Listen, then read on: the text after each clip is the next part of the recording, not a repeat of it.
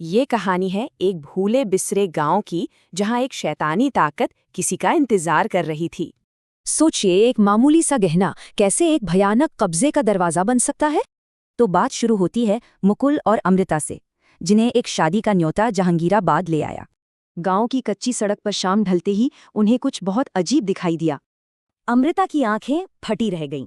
एक आदमी इंसान की सोच से भी ज्यादा तेज रफ्तार से भागा। रात के सन्नाटे को चीरती हुई कुछ ऐसी चीखें आईं जो किसी जानवर की तो बिल्कुल नहीं थी। ये गांव में दूसरा अशुभ संकेत था, एक चेतावनी कि कोई शैतानी ताकत आसपास ही है। अमृता ने जब चाची से पूछा तो उन्होंने डरते डरते पास के एक वीरान घर की कहानी बताई। उन्होंने बताया कि कैसे गांव वालों ने एक जोड़े को उनकी अपवित्र आदतों की वजह से मार डाला था। और बस यही कहानी अमृता के लिए एक जानलेवा जिज्ञासा की वजह बन गई।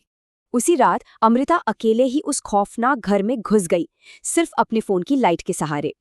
वहां उसे एक पुरानी बिछिया मिली और न जाने किस ताकत ने उसे वो बिछिया पहना दी। और बस उस घर की बुरी शक्ति को उसका शिकार मिल गया। अमृता वापस तो आई, पर अकेली नहीं। अमृता में जो बदलाव आया वो देखकर रूह कांप जाए। वो अब अमृता नहीं, कोई और ही थी। परेशान मुकुल को खेतों में 4 लोग मिले और उन्होंने जो बताया वो हैरान करने वाला था।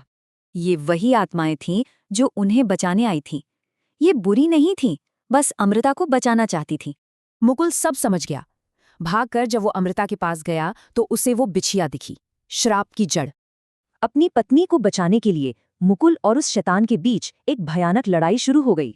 वो शैतान अपने असली भयानक रूप में मुकुल के पीछे भागा और उसे तालाब में खींच लिया। पानी के अंदर जब मुकुल की हिम्मत टूटने लगी, तभी वो चारों मददगार आत्माएं वहां आ गई। उन्होंने मिलकर उस बुरी आत्मा को अमृता के शरीर से खींच निकाला और उसका खात्मा कर दिया। अगली सुबह होते ही वो दोनों उस गांव से और उसके खौफ से हमेशा के लिए दूर चले गए। कहानी तो यहाँ खत्म होती है, पर सवाल ये है कि क्या वो शापित बिछिया की यादें उनका पीछा छोड़ेंगी।